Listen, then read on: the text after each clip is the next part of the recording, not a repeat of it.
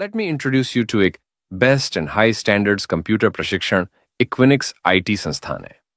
Maulana Azad college के सामने city tower, SBI ATM के नीचे, औरंगाबाद। हम computer graphic designing, networking, सुरक्षा, फोटोशॉप, वेब डिजाइनिंग और अन्य पर बुनियादी सॉफ्टवेयर्स जैसे सभी बेसिक्स फंडामेंटल्स ट्रेनिंग बुनियादी पाठ्यक्रमों की पेशकश करते हैं। केवल 999 रुपए की अवधि में 1 महीने है। हम समर्पित विशेषज्ञों के साथ कॉर्पोरेट प्रशिक्षण की उच्च गुणवत्ता, हाई स्टैंडर्ड्स ट्रेनिंग देते हैं। स्पेशल फैसिलिटीज, लड़कियों के लिए विशेष समय, कोई सह शिक्षा, 10 साल अनुभवी शिक्षकों, इंटरनेशनल सर्टिफिकेशन, वैश्विक प्रमाणन के लिए अंतरराष्ट्रीय मानक प्रशिक्षण। एक और महत्वपूर्ण नौकरी प्रदूषण है। कृपया कॉल कराई 98-9237-93 या 88-018-490। सर्वप्रथम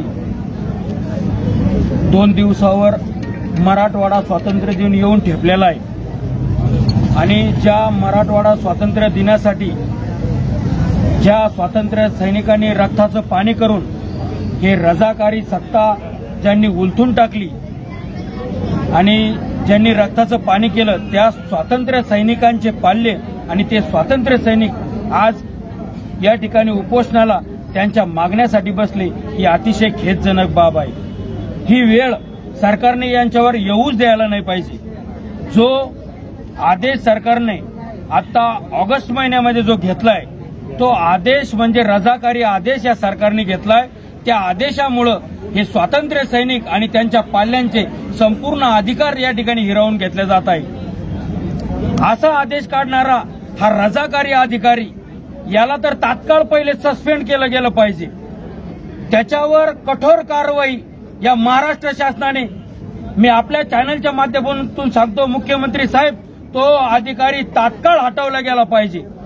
माझ्या या मराठवाड्यातील स्वातंत्र्य सैनिकांना न्याय देण्याचं काम जर आपण खऱ्या अर्थाने करणार असाल, तर आपण या ठिकाणी परवा मराठवाडा स्वातंत्र्य दिन साजरा करण्यासाठी या ठिकाणी येणार आहात आणि त्या ठिकाणी येण्या अगोदर तुम्ही पहिले आमच्या या स्वातंत्र्य सैनिकांच्या या आंदोलनस्थळी पहिले आपण भेट द्यावी आणि हा जो आदेश काढला तो रद्द केलेला आदेशाची प्रत घेऊन आमच्या या उपोषणस्थळी आपण यावं।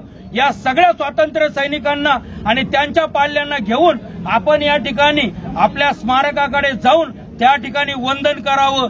तीच खऱ्या अर्थानं त्या आमच्या शहीद या ठिकाणी स्वातंत्र्य सैनिकांना खऱ्या अर्थानं श्रद्धांजली तुम्ही वाहिली असं आम्ही समजू।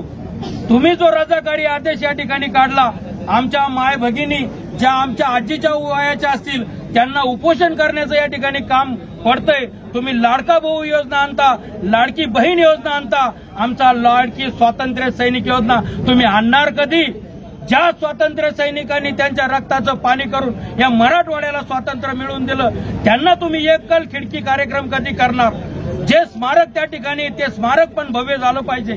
त्या पाल्यांसाठी त्या ठिकाणी एक ऑफिस बनलं गेलं पाहिजे आणि त्या एकाच ऑफिसमध्ये तुमच्या सर्वांचे सगळे प्रश्न त्या ऑफिसमध्ये सॉल्व्ह झाले पाहिजे। त्यांना 17 ठिकाणी चक्रा मारण्याचं काम नाही केलं पाहिजे।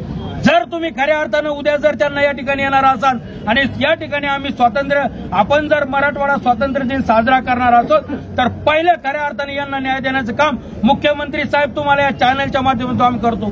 तुम्हाला विनंती करतो की या माझ्या मायबाप सगळ्या स्वातंत्र्य सैनिकांना त्यांच्या सगळ्या मागण्या ज्या असतील आणि तो आदेश असेल, त्यांच्या मागण्या पूर्ण करा आणि तो आदेश तात्काळ रद्द करा। ही मागणी आम्ही या ठिकाणी मराठा क्रांती मोर्चा, मराठवाडा विकास समिती, मी माझ्या संघर्ष समितीच्या वतीनं या ठिकाणी करतो आणि त्या जो अधिकारी त्याचा जाहीर निषेध मी माझ्या या पेंडॉलमध्ये आणि माझ्या स्वातंत्र्य सैनिकांच्या पाल्यांच्या स्वातंत्र्य सैनिकांच्या साक्षीने या ठिकाणी त्या अधिकाऱ्याचा निषेध करतो।